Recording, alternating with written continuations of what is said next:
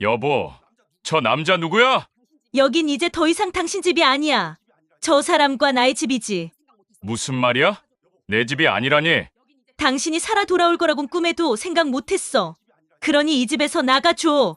심장에 칼을 대고 나오는 길은 생각보다 조용했다.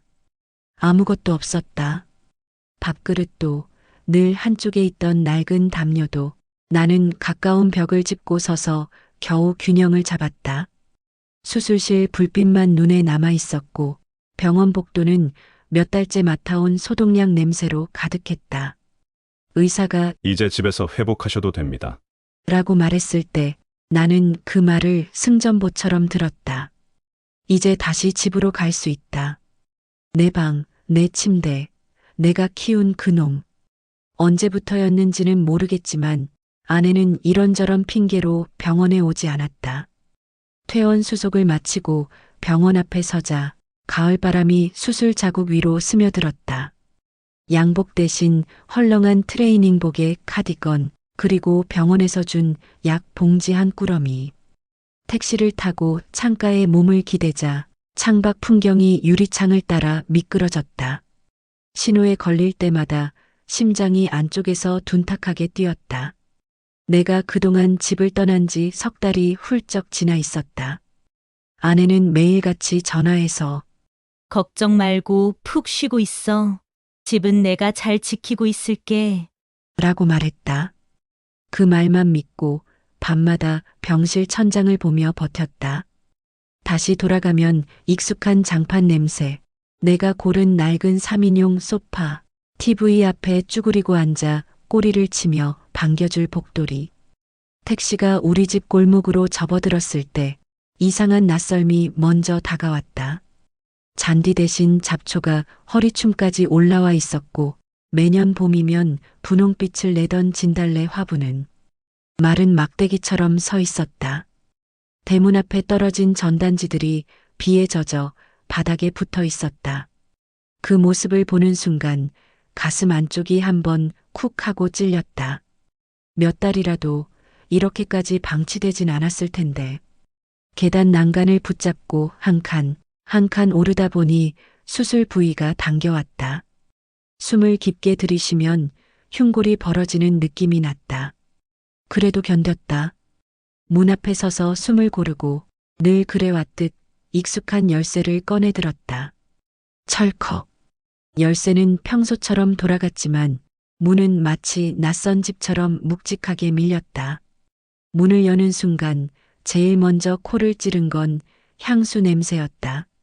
아내가 평소에 쓰던 연한 비누 냄새가 아니라 백화점 시향대에서나 맡을 법한 진한 향. 그 향기에 섞여야 할 된장찌개 냄새도 먼지 섞인 나무 가구 냄새도 없었다. 거실을 둘러보는 동안 나는 한동안 말을 잃었다.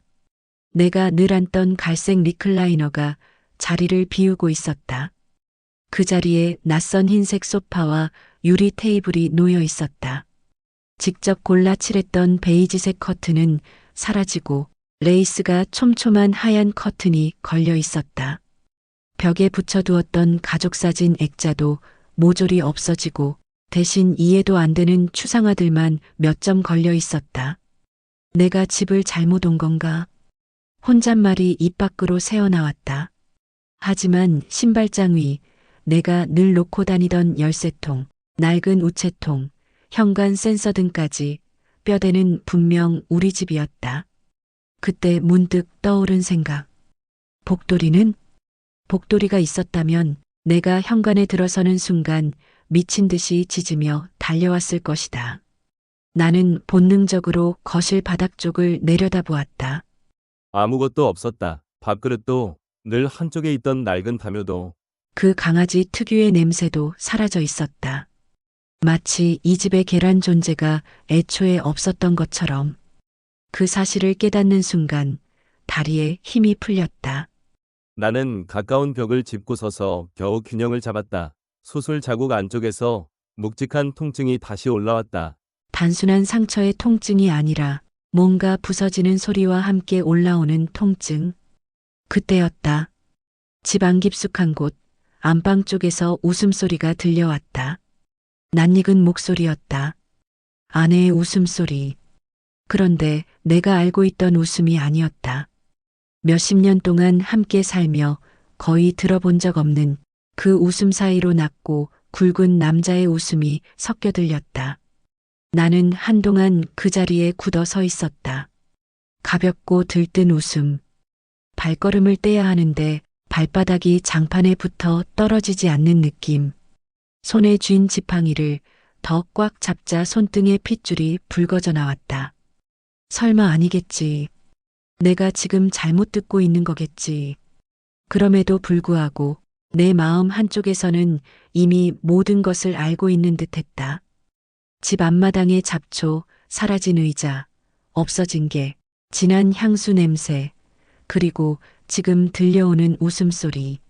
모든 퍼즐 조각이 하나의 그림을 그려나가고 있었다. 나는 마른 침을 삼키고 천천히 안방 쪽으로 발을 옮겼다. 심장 박동이 약봉지 안의 알약처럼 서로 부딪히며 소리를 내는 것 같았다. 복도의 발자국 소리가 거의 나지 않도록 조심히 걸으면서도 머릿속에서는 한 가지 생각만 반복되었다. 이 집에 내가 설 자리가 아직 남아있기나 한 걸까? 병원에 누워 지낸 시간이 생각보다 너무 길었다. 의사는 수술은 성공적이라고 했지만 나는 바로 일어설 수 없었다. 수술 자국 안쪽에서 묵직한 통증이 다시 올라왔다. 가볍고 들뜬 웃음. 그 웃음 사이로 낮고 굵은 남자의 웃음이 섞여 들렸다. 나는 한동안 그 자리에 굳어 서 있었다. 발걸음을 떼야 하는데 발바닥이 장판에 붙어 떨어지지 않는 느낌. 손에 쥔 지팡이를 더 꽉 잡자 손등의 핏줄이 붉어져 나왔다. 설마 아니겠지. 내가 지금 잘못 듣고 있는 거겠지. 그럼에도 불구하고 내 마음 한쪽에서는 이미 모든 것을 알고 있는 듯 했다. 집 앞마당의 잡초, 사라진 의자, 없어진 게, 진한 향수 냄새, 그리고 지금 들려오는 웃음소리. 모든 퍼즐 조각이 하나의 그림을 그려나가고 있었다. 나는 마른 침을 삼키고 천천히 안방 쪽으로 발을 옮겼다. 심장 박동이 약봉지 안의 알약처럼 서로 부딪히며 소리를 내는 것 같았다.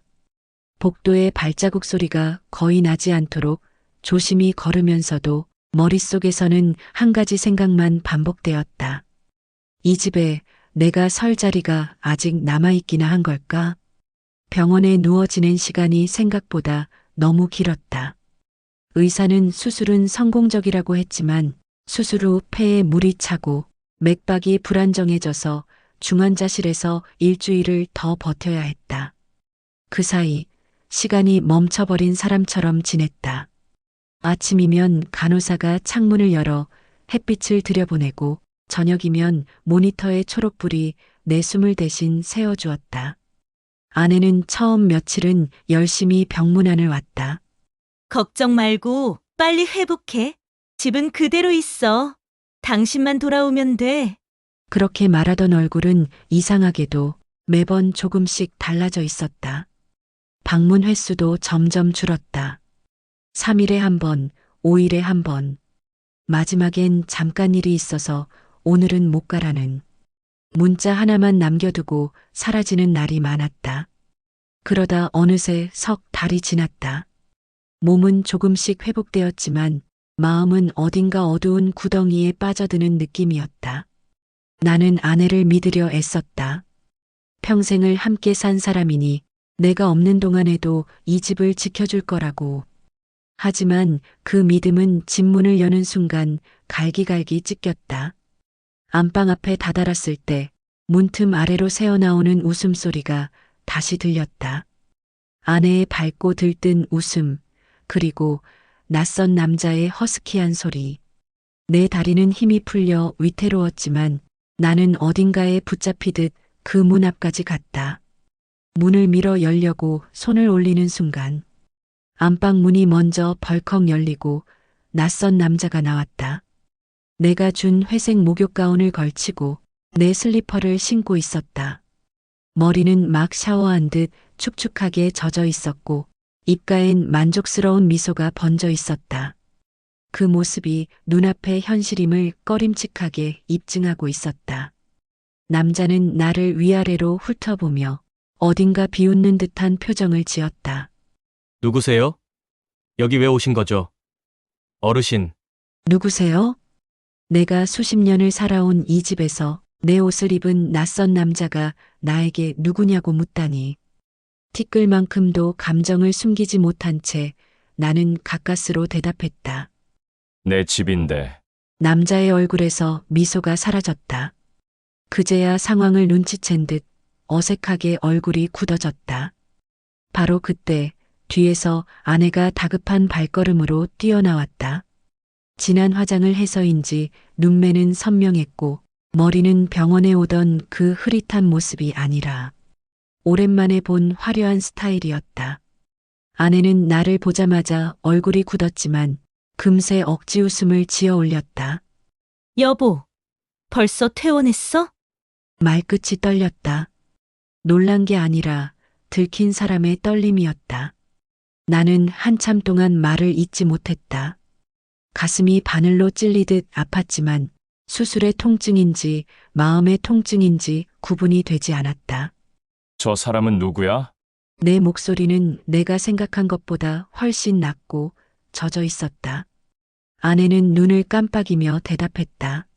그냥 친구야. 집안일 좀 도와주는 사람. 남자는 그 말에 피식 웃었다. 나는 그 작은 웃음 하나에도 혈관이 뜨겁게 뛰는 걸 느꼈다. 친구, 내 목욕 가운을 입은 친구, 내 방에서. 말을 잇는 순간 목 안쪽이 뜨겁게 조여졌다. 아내의 표정은 굳어가다 이내 체념한 듯 한숨을 내쉬었다. 당신 그동안 병원에 오래 있었잖아. 솔직히 말해서 살아날지 나도 몰랐어. 나는 숨이 막혀 잠시 벽을 붙잡았다. 아내는 그런 내 모습을 쳐다보면서도 표정이 크게 변하지 않았다. 처음엔 그냥 도와주는 사이였어. 아내가 떨림없이 말했다. 혼자 있으니까 외롭고 뭐. 그러다 보니 서로 의지하게 됐지. 순간 그 남자가 뒤에서 방긋 웃으며 말했다. 이제 형님이 돌아오셨으니 저 방에서 옷 챙길게요. 형님, 그 단어 하나가 더 큰 모욕처럼 느껴졌다. 아내는 남자에게 잠깐만 기다려라고 말한 뒤 나를 바라보며 고개를 저었다. 여보, 이해 좀 해. 당신이 너무 오래 누워 있었잖아. 나는 정말 혼자였다고. 나는 숨을 몰아쉬었다. 그래도 이건 아니지. 아내는 눈을 질끈 감았다. 당신이 살아서 돌아올 거라고. 그렇게 확신할 수만 있었다면 내가 이러진 않았겠지. 그 순간 나는 알았다. 병원에서 내가 느낀 고독이 실은 이 집에서도 이미 시작되고 있었다는 걸. 나 없는 동안 이 집은 누군가의 목소리로 가득했고 나는 그 사이에서 한 번도 떠오르지 않았던 존재라는 걸. 아내가 마지막으로 던진 말은 날 숨막히게 했다. 이미 많이 달라졌어. 우리 둘 다. 이제는 돌이키기 힘들겠지.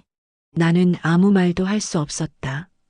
심장 수술을 받고도 버텼던 가슴이 그 어느 때보다 크게 무너져 내리는 느낌이었다. 복도리의 부재, 사라진 가구, 낯선 향수 냄새, 그리고 이제 확실하게 보게 된 현실. 그 집에서 가장 먼저 사라진 건 가구도 강아지도 아니라 나라는 존재 자체였다는 사실이었다. 안방 앞에서 등을 돌려 거실로 나오니 숨이 제대로 쉬어지지 않았다. 심장 박동이 불규칙하게 튀었고 수술 부위가 다시 벌어지는 듯 아렸다. 나는 소파 아니, 이제는 내 소파가 아닌 그 낯선 흰색 소파에 털썩 몸을 기대었다. 집 전체가 낯설었지만 거실에서 나는 향만큼은 더 낯설었다. 아내가 평소에는 쓰지도 않던 진한 향수 냄새일까? 아니면 아까 그 남자의 애프터 쉐이브일까? 도무지 익숙한 느낌이 하나도 없었다. 나는 천천히 주변을 둘러보았다. 30년 넘게 걸려있던 결혼식 사진은 사라졌고 대신 형형색색으로 뒤섞인 추상화가 벽을 차지하고 있었다. 그 중 하나는 아내가 좋아하지도 않던 강렬한 빨강이었다. 소파 옆에 놓여있던 작은 테이블 위에는 내가 모아오던 책들이 흔적도 없이 사라지고 대신 값비싸 보이는 유리 장식품이 놓여 있었다. 마치 누군가가 이 집을 새로운 사람의 집으로 다시 꾸며 놓은 듯 했다. 그러다가 문득 바닥에 있는 작은 자국이 눈에 들어왔다. 복도리에 발톱 긁힌 자국. 그 자국을 보자 순간 가슴이 덜컥 내려앉았다. 복돌이는 어디로 간 거지? 내가 병원에 있는 동안 그 아이는 이 집에서 어떻게 지냈을까? 아내는 강아지를 무척 귀찮아했고 내가 없으면 밥도 잘 챙기지 않을 거라는 예감이 그동안에도 늘 마음 한구석에 남아 있었다. 그런데 흔적이 사라진 건 가구뿐이 아니었다. 복돌이가 쓰던 담요, 밥그릇, 줄. 그 어떤 것도 보이지 않았다. 마치 누군가 여긴 더 이상 강아지가 살던 집이 아니다. 라고 말해주는 듯한 공허함이었다. 그때 뒤에서 아내의 발걸음이 들렸다. 나는 고개를 천천히 돌렸다. 복돌이는 어디 있어? 내 목소리는 그 어떤 때보다 가늘고 메말라 있었다. 아내는 짧게 눈을 피했다. 그리고 아무렇지 않은 듯 말했다. 아, 그게? 당신 없을 때 너무 짖고 말썽 피워서 옆집에 넘겼어? 그쪽에서 잘 키운다고 하더라. 걔, 그렇게 말하는 순간 아내에게는 복돌이가 한낱 짐짝이었음이 확실해졌다. 나는 말이 나오지 않았다. 28년 동안 가족으로 키워온 아이였다. 내가 태어나면 제일 먼저 볼 수 있을 거라 믿었던 병원 침대에서 가장 많이 떠올렸던 존재가 바로 복돌이였다.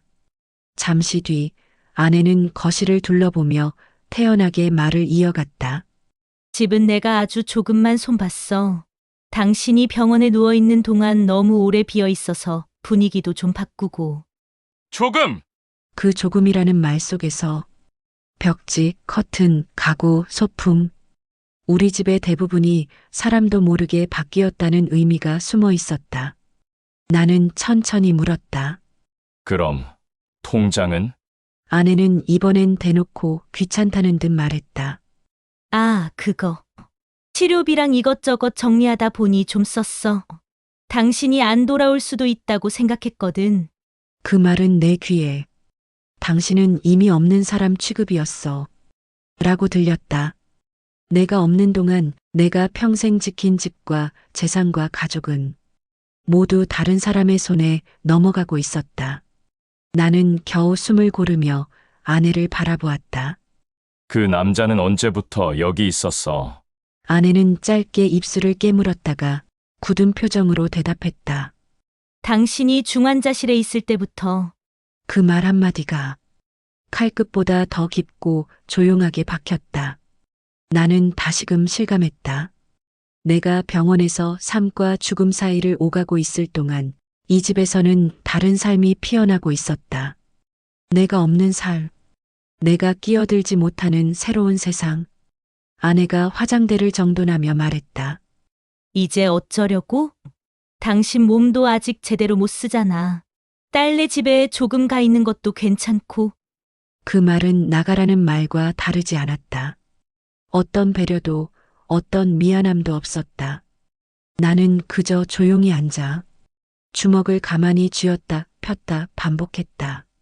아직 말할 수 없었지만 그 순간 나는 알았다. 아내가 내 자리를 버렸다면 이제 나도 그녀에게 기대던 마음을 모두 꺼내버려야 한다는 걸. 그리고 이 모든 일이 일어나는 동안 한 가지 사실만은 정말 분명했다. 집에는 아내와 그 남자가 있대. 정작 살아 돌아온 나는 없었다. 이 집에서 가장 먼저 지워진 건 남편이라는 이름이었다. 집을 나온 뒤 나는 한동안 대문 앞에서 서성였다. 한 발만 더 떼면 이 집에서 완전히 밀려나는 기분, 한 발을 떼지 않으면 그 안에서 다시 짓밟힐 것 같은 기분. 숨은 가쁘고 손끝은 얼음처럼 차가웠다. 지팡이를 짚는 손에 힘이 들어갔다 빠지길 반복했다. 결국 나는 택시를 부르며 중얼거렸다. 가까운 찜질방으로 갑시다. 운전자는 나를 룸미러로 힐끗 보고 아무 말 없이 출발했다. 뒷좌석에 몸을 기대는 순간 수술 부위가 다시 뜨거워져 옷 안쪽 피부가 욱신거렸다. 하지만 몸의 통증보다 더 견디기 힘든 건 마음이었다. 내가 사랑했던 사람, 내가 평생 의지해도 된다고 믿었던 사람이 나 없는 동안 그렇게 태연하게 삶을 바꿔버릴 수 있다는 사실. 병실 천장만 바라보던 그 긴 시간 동안 나는 단지 돌아갈 집을 떠올렸는데 정작 그 집에서는 나를 지우는 작업이 차근차근 진행되고 있었다니. 창밖으로 스치는 가로등 불빛이 깜빡이며 택시 안을 여러 번 비추었다. 마치 내 삶의 조각들이 스쳐 지나가는 것처럼 보였다. 나는 부족한 남편이었을까? 아내가 그렇게까지 외롭고 힘들었을까? 아니면 내 부재를 기회로 삼은 걸까? 이런 생각들이 뒤죽박죽 섞여 머릿속에서 천천히 무너져 내렸다. 택시는 찜질방 입구에 멈춰섰다. 운전자는 천천히 내려가세요라고 조심스럽게 말했지만 그 말조차도 어딘가 멀게 들렸다. 찜질방에 들어서자 특유의 구수한 구운 황토 냄새와 수건을 어깨에 걸친 사람들 사이로 따뜻한 공기가 풍겨왔다. 나는 카운터에서 큰방 요금을 내고 커다란 수면실에 몸을 누였다. 천장은 희끄무레한 형광등 불빛 아래 울퉁불퉁한 텍스처를 가진 오래된 패널들이 이어져 있었다. 그 천장을 바라보고 있으니 마치 병원에서 다시 누워있는 느낌이 들었다. 나는 눈을 감았다 뜨고 또 감았다 떴다. 시간은 흐르는지 멈춘 건지 알 수 없었다. 옆자리에서 코 고는 소리가 들리고 스피커에서는 잔잔한 음악이 반복되고 있었지만 그 어떤 소리도 마음을 붙잡아주지 못했다. 내가 병원에 입원해 있던 한 달 동안 아내는 몇 번이나 내 병실 문 앞을 지나쳤을까? 아니면 아예 지나치지도 않았을까? 병원에서 가장 불안했던 순간은 심장 박동이 비정상적으로 떨어지고 간호사 3명이 순식간에 몰려왔던 그때였다. 아내가 그 사실을 알았다면, 아니, 알려고나 했을까? 나는 뜨거운 숨을 길게 뱉었다. 그 숨결 속에서 병원 침대에서도 느꼈던 고독함이 다시 피어올랐다. 그날 밤 처음으로 인정해야만 했다. 아내는 내가 돌아오지 않을 거라고 생각했던 게 아닐까? 정말 죽을 수도 있다고 생각했고, 그래서 내 자리를 미리 치워버린 것. 나라는 존재를 앞으로의 인생에서 제외하고 새로운 삶을 꾸린 것. 그 사실을 생각하는 것만으로도 수술 자국이 다시 벌어지는 듯 아팠다. 몸을 옆으로 돌렸다. 매트 아래 딱딱한 바닥이 느껴졌다. 어쩌면 지금 내가 누워있는 이 자리가 돌아갈 곳 없는 사람들의 마지막 자리 같다는 생각이 들었다. 나는 조용히 중얼거렸다. 내가 이렇게 버려질 만한 사람이었나? 내 말이 내 귀에까지 메아리처럼 되돌아왔다. 누가 들어도 우는 목소리처럼 들릴 것 같아. 입술을 꼭 깨물었다. 눈을 감으면 아내의 얼굴이 떠올랐다. 삶의 절반을 함께한 사람이었다. 하지만 오늘 본 얼굴은 차갑고 낯설고 나와 단 한 줌도 이어져 있지 않은 사람의 얼굴이었다. 한참 뒤에 눈을 떴을 때 창밖에는 아침이 오는 기척이 어렴풋하게 느껴졌다. 수면실 스피커에서 흘러나오는 음악도 다른 곡으로 바뀌어 있었다. 나는 천천히 일어나 앉으며 이제 더는 병원 환자가 아니라 누구에게도 의지하지 못하는 한 사람으로 다시 서야 한다는 사실을 실감했다. 의사도 딸도 누구도 아닌 내가 내 삶을 지켜야 할 순간이었다. 나는 조용히 결심했다. 이렇게 끝내지 않겠다. 늙었다고 아무것도 모른다고 생각하는 사람들에게 내가 아직 끝난 사람이 아니라는 걸 보여주겠다. 그리고 그 결심의 시작점은 잃어버린 나의 자리를 조용히 그러나 확실하게 되찾는 것부터였다. 떠오르는 새벽빛이 찜질방 창문 위로 아주 옅게 스며들 때쯤 나는 더 이상 누워 있을 수 없었다. 몸은 여전히 무겁고 수술 자국은 작은 물결처럼 아려왔지만 머릿속만큼은 더 이상 가만히 있지 않았다. 누가 봐도 초라한 늙은 남자 하나, 이른 새벽에 찜질방 한 구석에서 일어나 앉아 있는 모습이었지만 그 순간만큼은 분명했다. 이대로 주저앉으면 끝이다. 나는 지팡이를 짚고 천천히 자리에서 일어났다. 마치 몸 말고 다른 무언가를 일으켜 세우는 느낌이었다. 카운터에서 퇴실 처리를 하고 밖으로 나왔을 때 새벽 공기는 차갑고 정직했다. 내게 어떤 기대도 동정도 주지 않는 공기. 하지만 그래서 더 좋았다. 나는 천천히 골목을 걸었다. 초겨울 새벽 길은 조용했고 가로등 불빛은 희미하게 흔들렸다.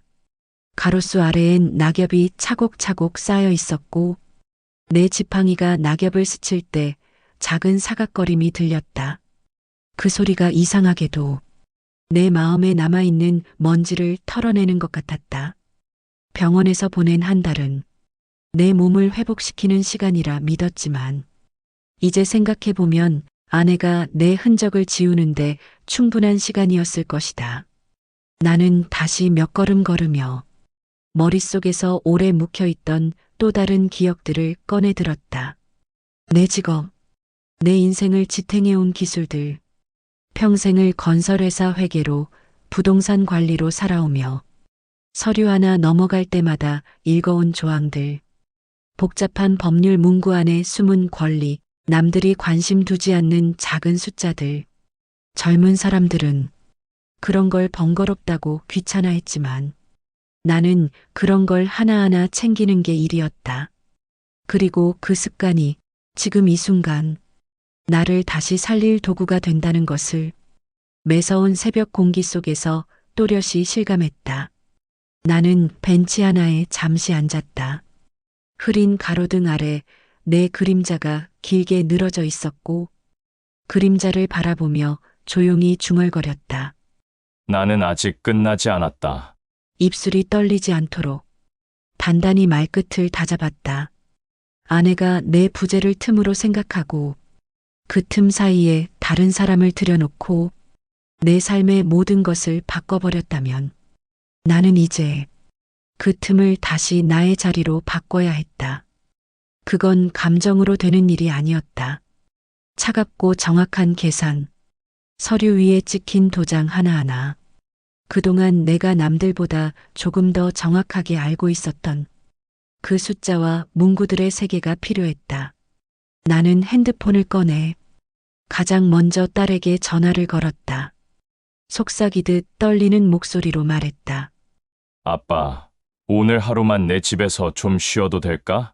딸은 말없이 잠시 숨을 고른 뒤 조금 울먹이는 목소리로 말했다.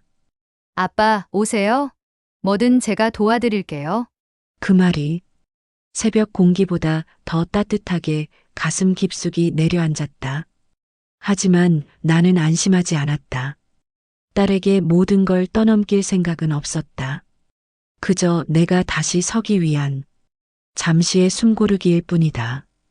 딸의 집으로 향하는 택시를 타기 전 나는 한 번 더 하늘을 올려다봤다. 어둠이 걷히는 시간, 아직 별 몇 개가 남아 있었다. 그 별빛이 희미해지는 걸 보며 이상하게도 마음속에 새로운 결심이 선명하게 자리 잡았다. 이제부터는 내가 지킨다. 내 집도, 내 인생도, 내 마지막 존엄도. 그리고 그 결심을 한 채 나는 조용히 딸의 집 방향으로 발걸음을 옮겼다. 새벽의 찬 공기가 내 서늘해진 마음을 더 단단하게 붙잡아주는 것 같았다. 딸아이 집 소파에 잠시 몸을 눕히자 진짜 턱 밑까지 와 있던 피로가 한꺼번에 밀려왔다. 딸은 따뜻한 물 한 컵을 건네며 조용히 물었다. 아빠 무슨 일이 있었어요? 나는 잠시 눈을 감았다가 뜨며 짧게 답했다. 조금 바람이 세게 불었어. 근데 아빠가 문을 제대로 잠궈 놨더라. 그게 다야. 딸은 내 표정을 읽으며 더 묻지 않았다. 그저 손을 잡아주는 것으로 대신했다. 그 손에 실린 온기가 병실에서도 느끼지 못했던 위로를 준다는 사실이 조금 슬펐고 또 고마웠다. 하지만 오래 쉴 수는 없었다. 이제부터 해야 할 일은 감정이 아니라 절차로 이루어지는 일들이었다. 나는 잠시 눈을 감았고 오래전 기억 속에서 익숙한 사무실 냄새가 떠올랐다. 건설회사에서 서류를 넘기며 일하던 시절 나는 누구보다 묵묵하게 손에 묻은 잉크 지우개 자국을 견디며 살아왔다. 남들은 필요 없는 조항이라고 흘려보내던 문구도 나는 한 줄 한 줄 읽었다. 그게 내 일이었고 내 자존심이었다. 그리고 지금 그 자존심이 다시 나를 살리려 하고 있었다. 아침 해가 거실 창을 스치고 조용한 집에 딸이 출근 준비하는 자잘한 소리가 들려올 때 나는 지팡이를 짚고 천천히 일어났다. 핸드폰을 꺼내 가장 먼저 떠오르는 이름을 눌렀다. 오래 알고 지낸 법무사 박노진. 전화는 2번 벨이 울리고 연결됐다. 아, 형님. 이제 괜찮으십니까? 오래된 목소리, 반가운 따뜻함이 있었다. 나는 숨을 고르며 말했다. 노진아 좀 도와줄 일이 있다. 급하고 중요한 일이다. 그 말에 그는 바로 톤이 달라졌다. 예, 형님. 말씀하십시오. 어디로 가면 될까요? 나는 짧게 주소를 보내고 딸 집 근처 카페에서 보자고 했다. 카페 한 구석 창가에 앉아 있는 박노진의 모습은 예전과 다르지 않았다. 항상 깨끗하게 정돈된 서류 가방 하나, 적당히 낡은 양복, 그리고 상대를 편안하게 만드는 목소리.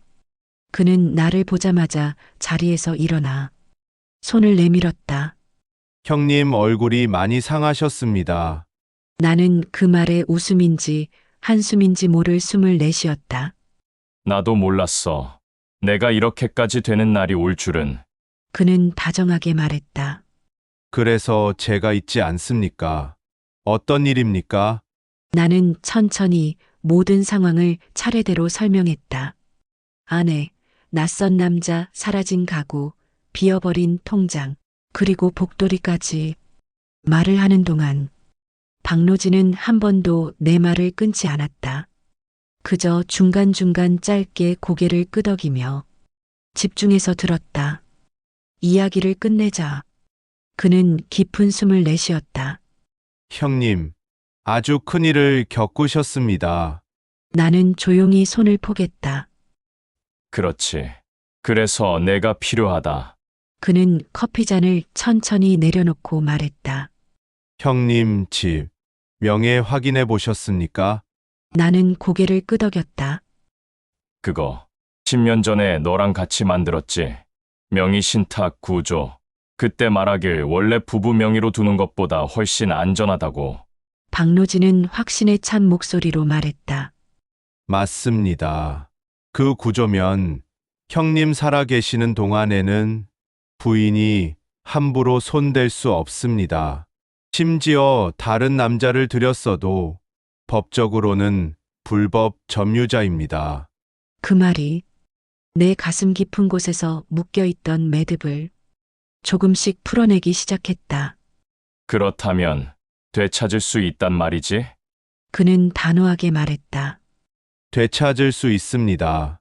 아니, 되찾아야 합니다. 형님이 살던 집이고, 형님 재산이고, 형님 인생입니다. 나는 잠시 눈을 감았다. 그 말 한마디가 내 흔들리던 중심을 다시 붙잡아주는 것 같았다. 박노진은 메모지 위에 몇 가지를 적으며 말했다. 첫째, 집에 대한 불법 점유해지 및 퇴거 요청부터 들어가겠습니다. 둘째, 통장 인출 내역은 다 추적 가능합니다. 셋째, 복돌이 문제도 정서적 손해에 포함시킬 수 있습니다. 나는 그 말에 눈을 크게 떴다. 그 강아지까지도 그는 고개를 끄덕였다. 형님에겐 가족 아닙니까? 그런 건 요즘 법에서도 인정합니다. 나는 순간 딸이 사준 컵의 따뜻한 물보다 박노진의 말이 더 가슴을 데워주는 것을 느꼈다. 그는 마지막으로 조용히 말했다. 형님, 이제 형님 차례입니다. 형님이 그동안 평생 지켜왔던 것들, 그게 지금 형님을 지키게 될 겁니다. 나는 그 말을 되뇌며 천천히 고개를 끄덕였다. 그래. 내가 평생 쌓아온 종이 한 장 한 장, 잔소리처럼 챙겼던 서류들, 발품 팔아 확인했던 숫자들, 그 모든 것들이 지금 이 순간 내 마지막 자존심을 지켜주는 방패가 되는 것이다. 나는 조용히 그러나 확실하게 말했다. 노진아, 시작하자. 그 순간 내 안에서 잔잔하지만 강한 불빛이 켜지는 느낌이 들었다. 버림받은 남자가 아니라 다시 삶을 일으키는 사람이 되는 길. 이제 그 길의 첫걸음을 딛는 순간이었다. 박노진과의 상담을 마치고 카페를 나왔을 때 나는 잠시 주차장 한켠에 서서 깊게 숨을 들이마셨다. 커피 향 대신 차가운 겨울 공기가 폐 깊숙이 들어왔다. 몸은 여전히 불편했지만 마음속엔 아주 희미한 단단함이 자라기 시작했다. 하지만 한 가지, 나를 집에서 쫓아낸 게 아니라 내 삶에서 가장 먼저 지워버린 존재가 있었다. 복돌이. 그 아이를 떠올리는 순간 내 가슴 깊은 곳이 파르르 떨렸다. 병원 침대에서 가장 보고 싶었던 건 아내도 집도 아니었다. 매일 내 옆에서 꼬리를 흔들던 그 노란 털의 작은 생명. 나는 핸드폰을 꺼내 동물보호센터 위치를 검색했다. 그리고 택시를 불렀다. 센터 문을 밀고 들어가자 지독한 소독약 냄새와 여기저기서 울리는 개들의 짖음이 뒤섞여 아주 큰 회색 파도처럼 밀려왔다. 직원 한 명이 다가와 물었다. 어떤 아이 찾으세요? 나는 사진첩을 열어 복돌이가 눈을 가늘게 뜨고 웃던 사진 하나를 보여주었다. 이 아이 혹시 들어온 적 있나요? 직원은 고개를 끄덕이며 말했다. 어제 비슷한 아이가 한 마리 들어왔어요. 주인이 키우기 어렵다고 데려다 줬다고 하던데요. 순간 다리가 흔들릴 만큼 충격이 왔다. 주인이? 키우기 어렵다고? 그 말은 아내가 버렸다는 뜻이었다. 나는 손에 쥔 지팡이를 더 꽉 잡으며 말했다. 그 아이 좀 볼 수 있을까요? 직원은 나를 데리고 길게 이어진 철장 복도를 지나 작은 방으로 안내했다. 철문이 열리는 소리가 왜 그렇게 가슴을 조이는지 모르겠다. 직원은 마지막 우리 앞에서 멈추더니 말했다. 여기 이 아이 맞나요? 나는 철창 사이로 얼굴을 들이밀었다. 그리고 그 순간 심장이 또 한 번 멈추는 것 같았다. 복돌이었다. 하지만 내가 알던 복돌이가 아니었다. 털은 엉켜있고 눈 주변에는 눈물이 말라붙은 자국이 있었고 살도 많이 빠져 있었다.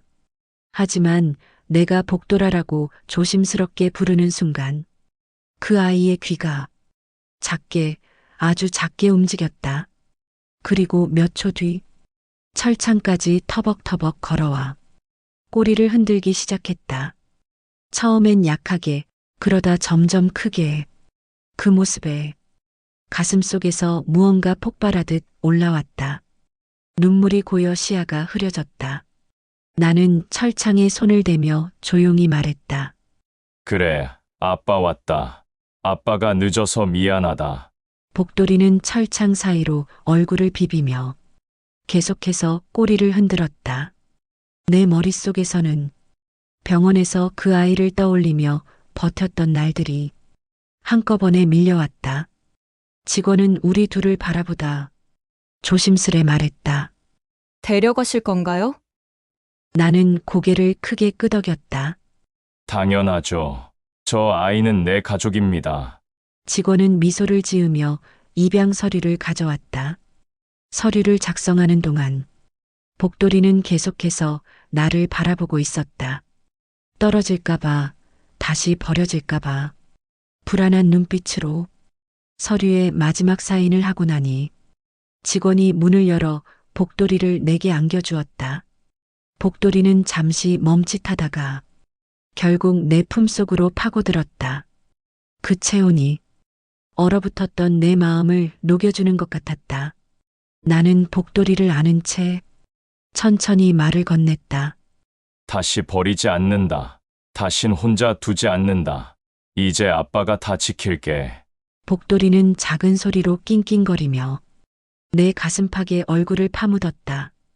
센터 밖으로 나오자 겨울바람이 복돌이 털 사이로 지나갔고 그 아이는 고개를 들고 주변을 살폈다. 나는 지팡이를 짚고 한 손으로 복돌이를 꼭 안고 바람 맞는 길 위에 섰다.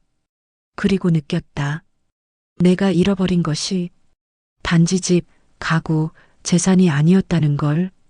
진짜 잃어버린 건 함께 나이 들며 서로를 지켜줄 존재들이었고 그중 살아남아 다시 내 품에 돌아온 건 복돌이었다.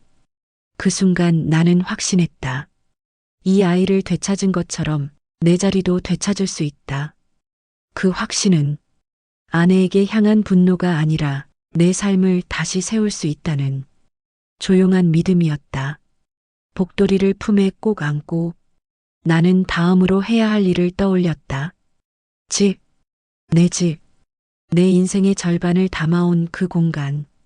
그리고 이제 그 집을 되찾는 싸움이 본격적으로 시작될 순간이 다가오고 있었다. 복돌이를 품에 안고 택시를 탔다. 그 아이의 체온이 내 옆구리에 닿자 병원에서 느꼈던 차가운 고독이 조금씩 사라지는 듯했다.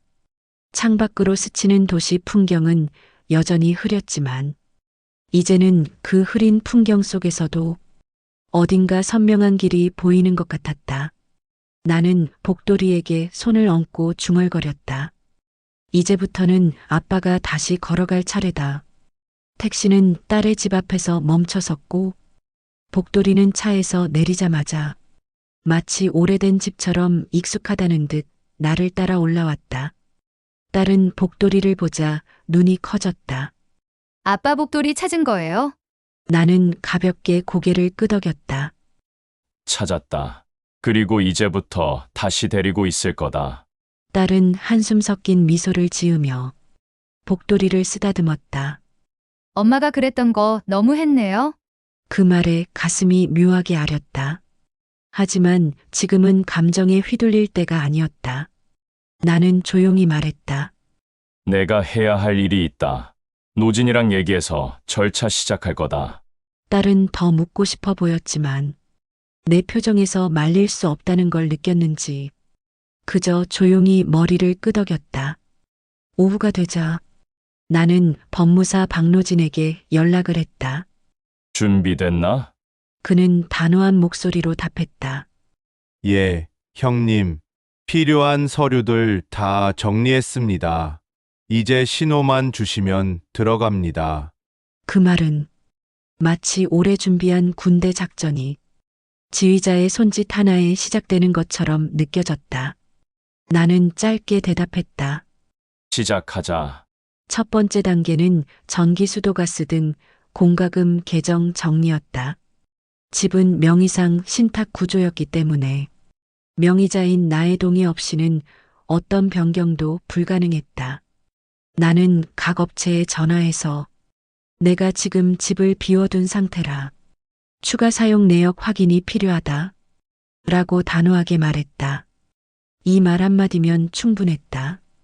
업체는 즉시 내 계정을 다시 잠금 걸고 본인 외에는 변경 불가로 설정해 주었다. 그 말은 곧 아내와 내 연남은 더 이상 마음대로 공과금을 처리하거나 생활 기반을 유지할 수 없다는 뜻이었다. 나는 그 사실을 곱씹으며 천천히 복돌이 머리를 쓰다듬었다. 조금만 기다려. 이제 우리가 돌아갈 날이 올 거야. 복돌이는 조용히 눈을 감고 내 손을 받아들였다. 두 번째 단계는 집에 대한 불법 점유해지 및 퇴거 요청이었다.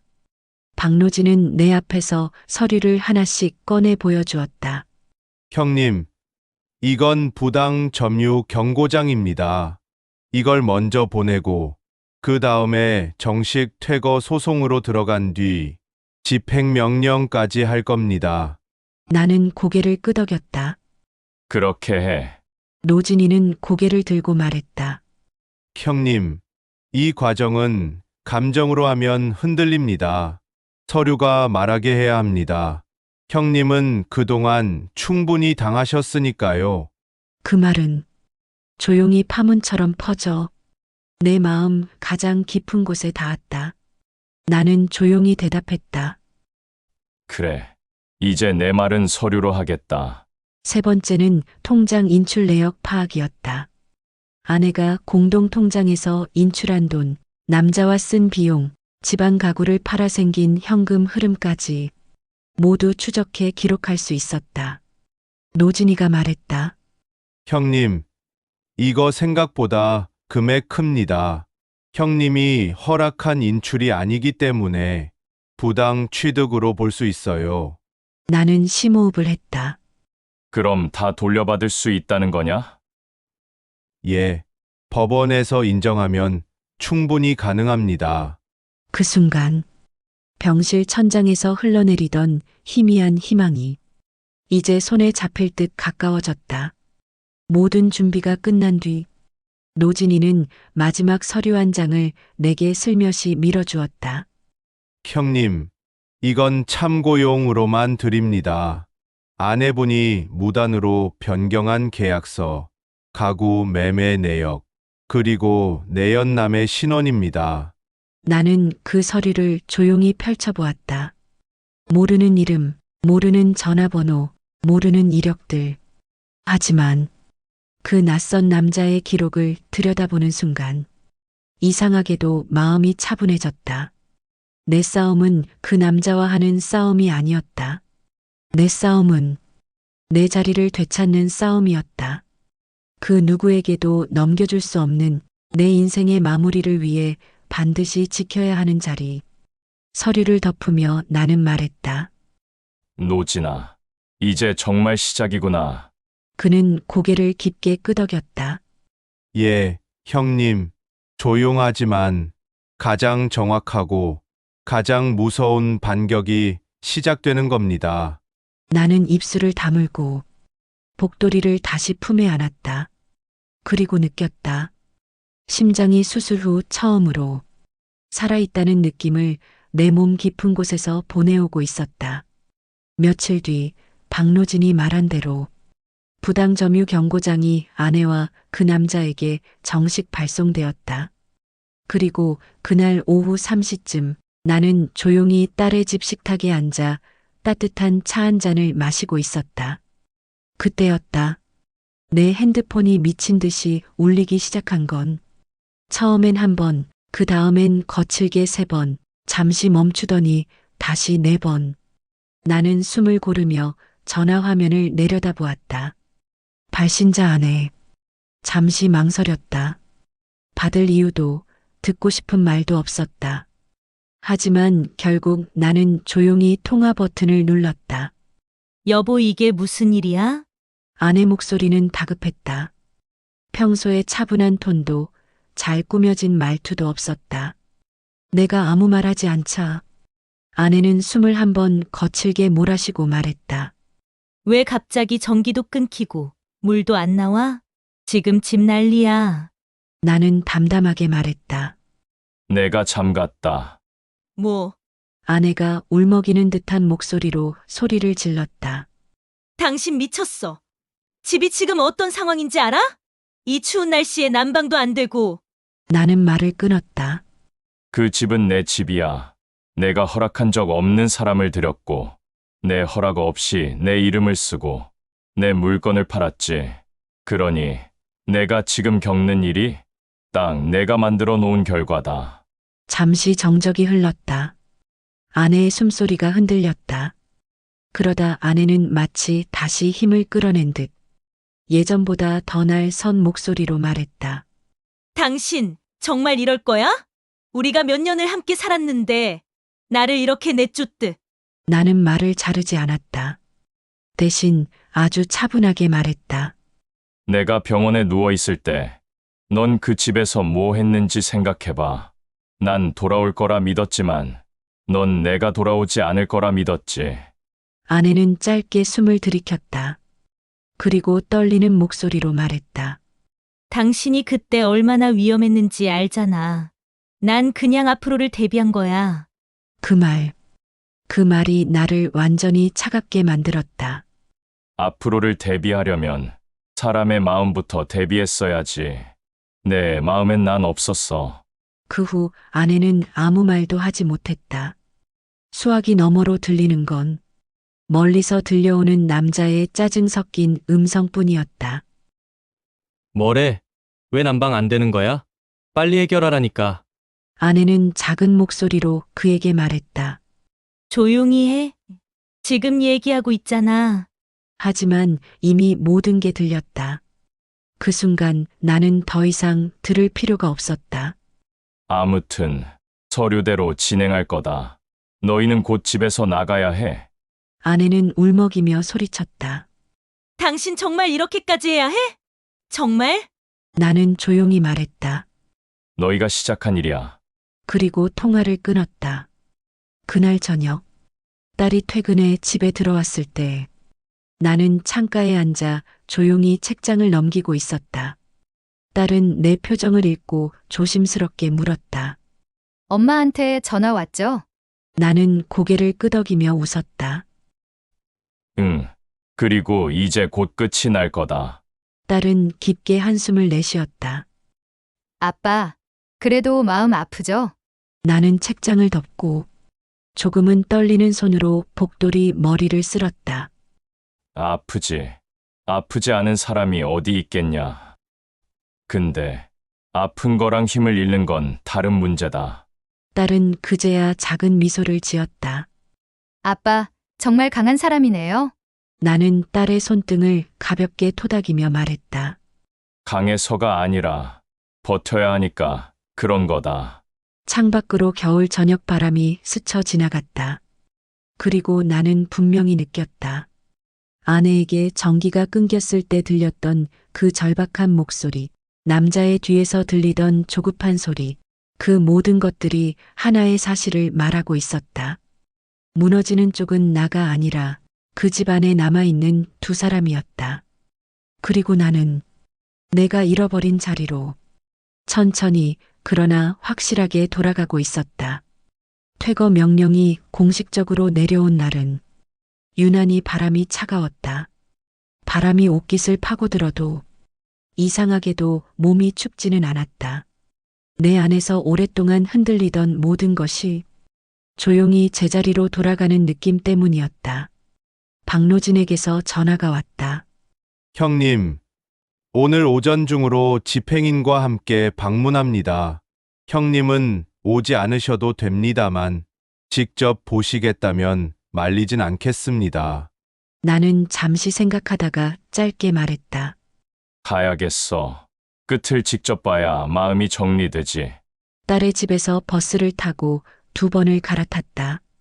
복돌이는 딸이 맡아주었다. 아빠, 꼭 혼자 갈 거예요? 딸의 걱정 가득한 목소리에 나는 그저 괜찮다. 아빠 인생 마무리는 아빠가 해야지. 라고만 남겼다. 집 앞 골목에 들어선 순간 나는 발걸음을 멈추고 천천히 숨을 들이쉬었다. 집은 변함없이 그 자리에 있었지만 어떤 이유에서인지 더 이상 무겁지 않았고 더 이상 아프지도 않았다. 오래전부터 알고 지낸 집행관이 승용차에서 내려 나를 향해 고개를 숙였다. 어르신 오셨습니까? 절차는 곧 시작합니다. 나는 조용히 고개를 끄덕였다. 그리고 조금 멀찍이 떨어진 곳에 서서 집을 바라보았다. 이윽고 집 안에서 마지못해 열린 듯한 문틈으로 아내와 내연남이 모습을 드러냈다. 아내는 내가 몇 달 동안 감정적으로 마지막으로 기억하던 모습보다 훨씬 초췌해져 있었다.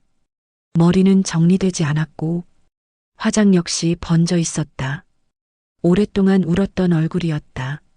하지만 그 눈동자 속에는 미안함도 반성도 없었다. 그저 억울함과 두려움, 그리고 이제는 돌이킬 수 없다는 체념만이 섞여 있을 뿐이었다. 그 남자는 손에 작은 상자 하나를 들고 나를 쏘아보듯 보았다. 하지만 그의 눈빛은 방어적이고 흔들렸으며 불안한 기색이 고스란히 배어 있었다. 아내가 먼저 입을 열었다. 여보, 정말 이렇게까지 해야 했어? 나는 그 얼굴을 똑바로 바라보았다. 하지만 마음은 이상할 정도로 고요했다. 해야 했어. 내 목소리는 갈라지지도 않았고 화로 뒤덮이지도 않았다. 그저 사실을 말하는 목소리였다. 아내는 고개를 들고 말했다. 당신이 죽을까봐. 그래서. 나는 조용히 손을 들었다. 그 말을 더 듣고 싶지 않았다. 죽을까봐? 그래서 다른 남자를 들였다고? 그래서 내 개를 버리고 내 옷을 입히고 내 집을 내 방식으로 다시 꾸몄다고? 그게 대비였어? 아내는 입술을 한참 떨었다. 말을 잇지 못했다. 그 남자가 대신 말했다. 됐습니다. 어차피 끝난 거 아니에요? 이제 나가면 되는 거죠. 그 한마디에 아내의 표정이 일그러졌다. 마치 그 말이 이 사태의 마지막 상처처럼 느껴지는 듯했다. 아내는 그에게 소리쳤다. 너 조용히 해. 지금 그런 소리 할 때 아니야. 그 말에 남자는 피식 웃으며 뒤돌았다. 두 사람 사이의 균열은 이미 회복 불가한 지경이었다. 마치 나 없이 함께 살며 쌓아 올린 시간들조차 결국 모래처럼 무너지는 모습이었다. 나는 그들의 모습을 한참 바라보다 조용히 입을 열었다. 나는 내가 외로웠다는 걸 이해 못하는 건 아니다. 하지만 너는 나를 너무 쉽게 버렸어. 마치 내가 돌아오지 않을 거라고 확신하고 있었던 사람처럼. 아내는 주르륵 눈물을 흘렸다. 하지만 그 눈물이 나를 흔들지는 않았다. 그건 뒤늦은 후회나 깨달음이 아니라 자신의 선택이 부메랑이 되어 돌아온 두려움의 눈물이었다. 아내는 부드럽게 말했다. 한 번만 시간 좀 줘. 우리가 얘기할 수 있는 시간을. 나는 천천히 고개를 저었다. 이미 충분히 줬어. 그리고 너도 알잖아. 그 시간 동안 누구도 나를 기다리지 않았다는 걸.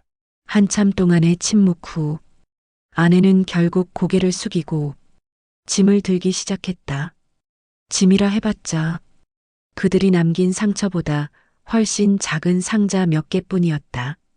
남자는 투덜거리며 상자를 들고 트럭으로 향했다. 아내는 그 뒤를 따라가다가 문득 멈춰서서 나를 한 번 더 바라보았다. 정말 돌아갈 수는 없는 거지? 그 말은 그녀가 끝내 붙잡아보는 마지막 질문이었다. 나는 아주 조용히 그러나 한치의 흔들림도 없이 대답했다. 돌아갈 곳이 있는 사람만이 그런 질문을 할 수 있어. 아내는 그 말을 듣고 더는 아무 말도 하지 못했다. 그저 마지막으로 집을 한번 바라보고 트럭에 올라탔다. 트럭이 골목 모퉁이를 돌아 사라지자 집행관이 나에게 다가왔다. 어르신, 이제 정리 끝났습니다. 이제 이 집 다시 어르신 집입니다. 나는 집을 천천히 바라보았다. 비어있는 현관, 낯선 커튼, 사라진 가구. 그 모든 것이 지금 이 순간 다시 나의 공간이 되는 순간이었다. 그리고 속으로 조용히 중얼거렸다. 사람을 버린 건 너희였지만 나를 지킨 건 결국 나였다. 트럭이 사라진 골목에는 잠깐의 침묵이 내려앉았다.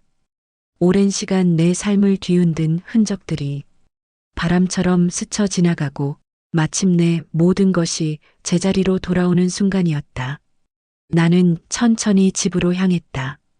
지팡이 끝이 바닥에 닿을 때마다 낯선 울림이 들렸지만 그 울림마저도 이 집이 내게 다시 말을 건네는 것처럼 느껴졌다. 현관 앞에 섰을 때 문고리는 차갑고 낯설었다. 오랫동안 다른 손이 잡았던 흔적이 남아 있었지만 그것도 이제 끝이었다. 나는 천천히 숨을 고르고 문을 열었다. 문이 열리면서 바람이 안쪽으로 스며들듯 집안 공간 전체가 가볍게 흔들린 것처럼 느껴졌다. 마치 집이 오랫동안 참고 기다리다가 이제야 안도하는 듯한 기운이었다. 집안은 엉망이었다. 버려진 옷, 반쯤 마른 컵, 깨진 접시 조각, 그리고 누군가의 향수 냄새가 희미하게 남아 있었다. 나는 한참을 서 있었다. 이 집에 남은 낯선 흔적과 내 삶의 과거가 섞여 묘한 향처럼 퍼져 있었다. 하지만 이상하게도 분노 대신 적막한 평온이 가슴에 스며들었다. 이제야 내 숨이 닿는 공간이 돌아왔구나. 그때 뒤에서 바스락거리는 소리가 들렸다. 돌아보니 딸이 현관에 서 있었다. 한 손에는 쓰레기 봉투, 다른 손에는 복도리 리드줄을 쥐고 있었다. 아빠 그냥 혼자 정리하실까 봐서요. 그래도 혹시 속상하실까봐 같이 오려고 했어요. 복도리는 내 발목에 얼굴을 비벼댔다. 나는 그 따뜻한 체온에 순간 숨이 턱 막히는 것처럼 가슴이 저미게 아파왔다. 나는 딸에게 고개를 끄덕였다. 와줘서 고맙다. 딸은 주변을 둘러보다가 창가에 놓인 낯선 남자의 신발 한 짝을 발견했다. 그녀는 조용히 그 신발을 쓰레기 봉투에 넣고 말했다. 아빠, 이 집 다시 살릴 수 있어요? 우리 같이 해요. 나는 대답 대신 긴 숨을 들이쉬고 내쉬었다.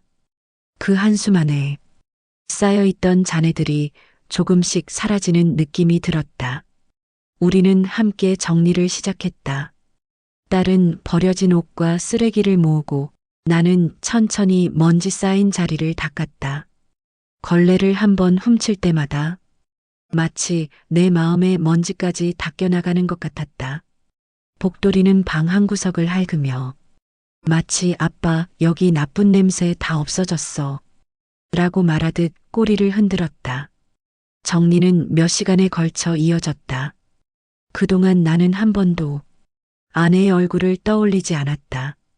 대신 딸이 나와 함께 움직이며 건네는 사소한 말들, 복도리가 내 뒤를 졸졸 따라다니며 보내는 따뜻한 눈빛, 햇살이 베란다 창을 통해 들어와 바닥 위에 부드럽게 드리워지는 기분 좋은 그림자들, 그런 작은 것들이 하나둘씩 내 마음 안에 새로 자리를 잡았다. 그제야 내 안의 상처가 서서히 봉합되기 시작하는 듯했다. 정리가 거의 끝났을 무렵 딸이 작은 상자 하나를 들고 와 말했다. 아빠, 이거 창고에 있던 건데 그 사람이 안 가져간 것 같아요. 나는 상자를 받아 열어보았다. 내가 아내에게 선물했던 25주년 기념 펜던트, 여행 다녀온 뒤 찍은 사진들, 그리고 우리 둘의 오래된 결혼 사진 한 장. 나는 그 사진을 조심스레 들었다. 사진 속의 우리는 서툴고 어색한 미소를 지었지만 분명 서로를 바라보고 있었다. 딸이 나를 조심스레 바라보며 말했다. 버리실까요? 나는 잠시 사진을 바라보다 천천히 고개를 저었다. 아니, 버리진 말자. 그 시절까지 잘못은 아니니까. 딸은 조용히 웃으며 상자를 닫아 창고로 다시 옮겼다. 그 순간 나는 깨달았다. 과거를 버릴 필요는 없다. 하지만 붙잡고 살 이유도 없다. 그저 그 자리는 창고 같은 곳에 넣어두고 언젠가 꺼낼 필요가 있으면 꺼내고 아무 필요가 없으면 그저 두는 것. 그게 가장 평온한 처리 방식이었다. 해가 저물 무렵 나는 복도리를 안고 베란다 앞 의자에 앉았다. 정리가 끝난 집은 낯설면서도 익숙했고 상처투성이면서도 다시 시작할 준비가 되어 있었다. 바람이 얇게 스쳐 지나갔고 어두워지기 직전에 노란 빛이 거실 바닥에 부드럽게 떨어졌다. 나는 조용히 말했다. 그래, 이 집 다시 살아나겠지. 그 속삭임은 누구에게도 들리지 않는 말이었지만 내 마음 깊은 곳에서는 한 장면처럼 선명히 새겨졌다. 딸이 집 밖으로 나가며 말했다. 아빠, 오늘은 좀 쉬세요. 사람도 집도 다시 태어나는데 시간이 필요해요. 나는 딸에게 미소를 지었다. 그래, 아빠도 이제 좀 숨 돌려야지. 문이 닫히고 집안에 완전한 고요가 찾아왔다. 그 고요는 외로움의 고요가 아니라 새로운 시작을 환영하는 고요였다. 복돌이가 내 옆에서 작게 하품을 했다. 나는 그 아이의 등을 쓰다듬으며 중얼거렸다. 잘 왔다. 우리 복돌이. 이제 우리 둘이서 이 집 다시 채워가 보자. 그 말은 마치 집 전체에 울려 퍼지는 듯 느껴졌다. 그리고 그 순간 나는 오래전 잃어버렸던 평온이라는 걸 다시 조용히 되찾고 있었다. 며칠 더 집을 정리하고 나니 복돌이의 발걸음도 내 마음의 걸음도 조금씩 가벼워지는 걸 느꼈다. 창문을 열면 차가운 겨울바람이 스며들었지만 그 바람 속에는 묘한 청량함이 담겨 있었다. 예전 같았으면 쓸쓸함부터 밀려왔을 텐데 이제는 그렇지 않았다. 그건 아마도 아픔이 정리될 자리를 찾았다는 감각 때문이었을 것이다. 며칠 전까지 내 집을 침범하던 사람들이 그냥 사라진 자리는 의외로 빨리 정막을 되찾았다. 집안에는 새 가구도 새 장식도 없었지만 그렇기에 불편함 대신 여백의 평온이 있었다. 아침마다 나는 복돌이에게 사료를 주고 주전자에 물을 올리고 식탁에 앉아 조용히 신문을 펼쳤다. 그 모든 순간이 병원에서 꿈꾸던 것들보다 훨씬 담백하고 정확했다. 살아있다는 건 이렇게 조용한 순간들의 총합이구나. 문득 그런 생각이 스쳤다. 어느 날 나는 거실 창을 닫다가 밖을 내다보며 오랜만에 마음 깊은 곳에서 누군가를 떠올렸다. 그 사람은 내 아내였다. 미운 감정이 남아있는 건 아니었다. 그렇다고 그리움이 남아있는 것도 아니었다. 그저 한 시절을 함께 살아온 사람이라는 사실만이 아주 얇게 남아있었다. 나는 조용히 혼잣말을 했다. 넌 잘 지내고 있겠지.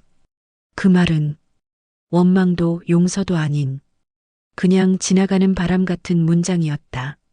그리고 그 문장은 마음속을 관통해 지나가며 나 자신을 조금 더 가볍게 만들었다. 며칠 뒤 딸이 찾아왔다. 손에는 과일 바구니와 조그만 케이크가 들려 있었다. 아빠, 요즘 표정 좋아졌어요. 딸은 집안을 둘러보며 햇살처럼 웃었다. 나는 차를 우려 건네며 말했다. 살아보니까 사람이 가진 건 결국 자기 마음이더라. 딸이 고개를 끄덕였다. 엄마한테 연락 와요? 와, 나는 웃으며 대답했다. 하지만 받진 않아. 받을 필요도 없고. 딸이 조금 놀란 눈빛으로 물었다. 미워서요? 나는 천천히 머리를 저었다. 아니야. 그냥 더 이상 내 삶을 그 사람의 말로 흔들 필요가 없어서. 그 말에 딸은 오랫동안 대답을 하지 못했다. 대신 내 손등 위에 자신의 손을 올리며 작게 말했다. 아빠, 이제야 좀 행복해 보이네요. 나는 미소를 지었다. 확신할 수는 없었지만 분명 마음 한구석에서 잔잔한 행복이 움트고 있었다. 복돌이는 그동안 내 새로운 일상에 완벽히 적응했다. 아침마다 베란다 앞에서 앉아 햇살을 바라보는 내 옆에 꼭 붙어서 꼬리를 천천히 흔드는 모습은 마치 이 모든 시간이 우리를 위한 준비였던 것처럼 느껴지게 했다. 나는 복돌이의 머리를 쓰다듬었다. 우리 잘 견뎠다. 너도, 나도.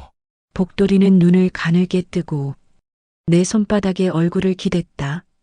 그 순간 나는 깨달았다. 사람에게 받은 상처는 사람에게 갚을 필요가 없다는 걸. 내가 지켜낸 건 결국 내 마음의 모양이었다는 걸. 어느 조용한 오후 나는 집 앞 마당에 의자를 하나 꺼내두고 앉았다. 겨울 햇살이 눈부시지도 따뜻하지도 않았지만 그저 존재하는 것만으로 내 마음을 꽉 채우는 빛이었다. 바람은 느리게 움직였고 내 그림자는 한 발 앞서 나가 있었다. 나는 천천히 눈을 감으며 중얼거렸다. 노년에 배우는 게 하나 더 있었구나. 잃어버린 게 아까웠던 게 아니라 더 이상 붙잡지 않아도 될 것을 붙잡고 살았다는 걸. 그 말은 아무에게도 들리지 않았다. 하지만 내 마음 안에서는 아주 깊이, 아주 오래 머물러 있었다. 나는 이제 누구의 기대도, 누구의 배신도, 누구의 말도 내 삶을 바꾸지 못하는 나이가 되었다. 대신 내 마음이 선택한 것들만 조용히 내 곁에 남는 나이가 된 것이다. 그리고 그 선택 속에는 다시 되찾은 집, 내 딸, 그리고 복돌이가 있었다. 그 사실만으로도 앞으로 남은 세월을 차분히 담백하게 살아갈 이유는 충분했다. 나는 다시 눈을 떠 집안에서 새어나오는 조용한 빛을 바라보았다. 그리고 아주 작은 미소를 지으며 말했다. 그래, 이 정도면 참 괜찮은 삶이지. 내 곁에서 복돌이가 작게 하품을 했다. 그 소리가 조용한 겨울 오후의 끝자락에 오래도록 머물렀다.